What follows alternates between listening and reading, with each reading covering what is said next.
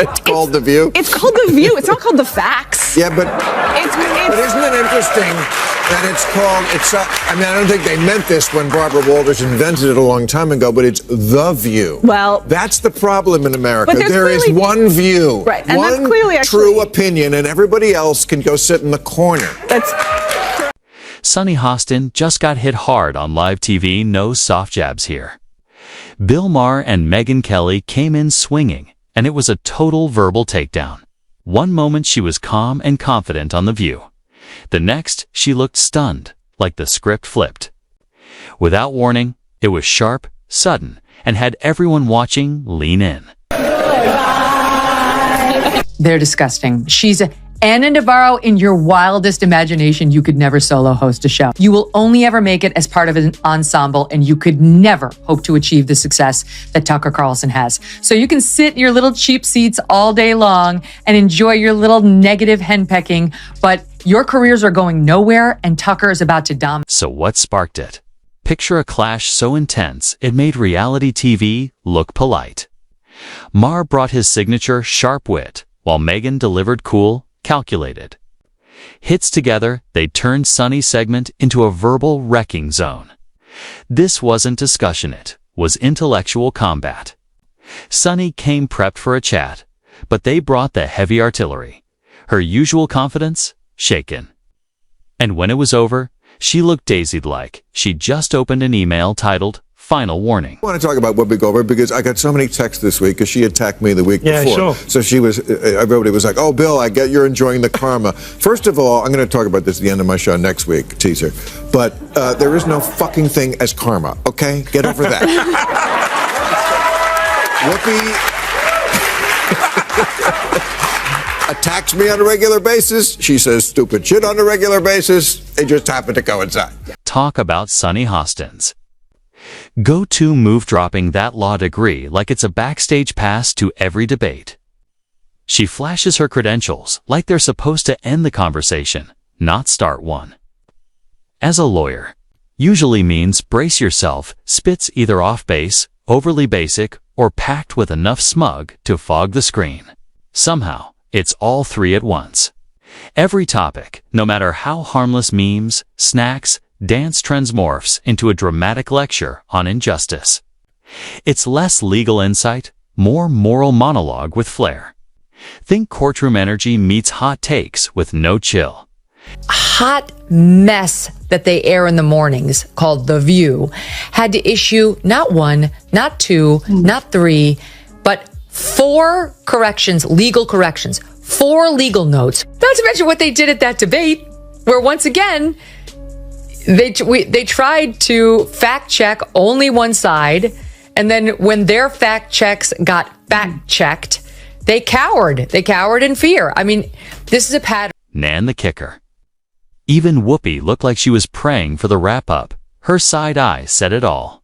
Sunny spun a salad recipe into a civil rights case. The room went still. She didn't just lose a debate. She got steamrolled in a verbal drive-by. All she left with was that classic glare, the one that says, I'm not mad, just disappointed, in everyone. Sunny doesn't just share opinions. She turns every topic into a dramatic solo act, part courtroom speech, part soapbox sermon. But Maher and Kelly, they don't play that. No theatrics, just sharp points, dry humor, and cold logic. And just like that, her confident monologue fizzled into awkward improv with no applause. Okay. Because maybe that is a word that's triggering, and so let's not use that word. I don't know, want to call it the super far left, but don't tell me the left maybe the super far right. Well, he's talking about the left. Well, then okay, but we talked about that. I mean, I think we agree about the danger of the super far right, and I can't say it enough. I think they're the bigger threat, but. Don't tell me that the left hasn't changed. Mm-hmm. I mean, I'm old enough to remember when it was the conservatives who hated the Jews. Yeah. Okay. Next voice, instead of shifting gears. Sunny doubled down, louder voice, bigger gestures, like volume could fix the cracks. Meanwhile, Maher just leaned back, cool and amused, like a professor watching a freshman's Why I'm Always Right essay unravel. He didn't need to jump, and her argument collapsed under its own weight. Every buzzword dug the hole deeper. What started as debate turned into a solo meltdown, dramatic gasps and all. Then Megyn Kelly stepped in calm, sharp, and deadly precise. No drama, no shouting, just clean, cutting logic. She didn't clap back, she dismantled. Quietly, layer by layer. Sunny's polished persona peeled away, revealing a noisy echo. Chamber packed with reheated outrage. Her usual script cues escalate, moralize fell flat. Because when someone finally pops that overinflated monologue with facts and composure, there's not much left to defend. And finally, new rule, stop saying that Whoopi Goldberg getting yanked from The View right after she attacked me on The View is karma. There's no such thing as karma, sorry. Sorry, but life is random. The only word to describe it when a big game hunter gets trampled by an elephant and then eaten by lions is hilarious.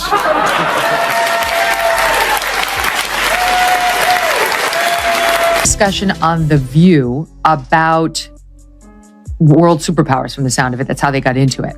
And Sunny Hostin made some comments about patriotism and America and Black America. It's all in there, Jason. I mean, it's all in there. I'm going to tee it up. It starts with Alyssa Farah, who's supposed to be the Republican commentator. And then you'll hear Sunny jump in. Listen.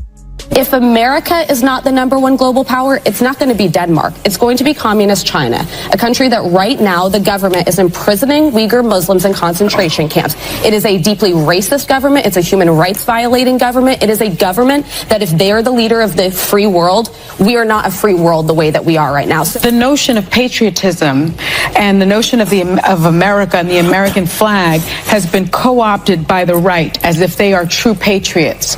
But when I listen to Christopher Wray, the head of the FBI, he said white supremacy is the biggest domestic threat. Boom, total collapse.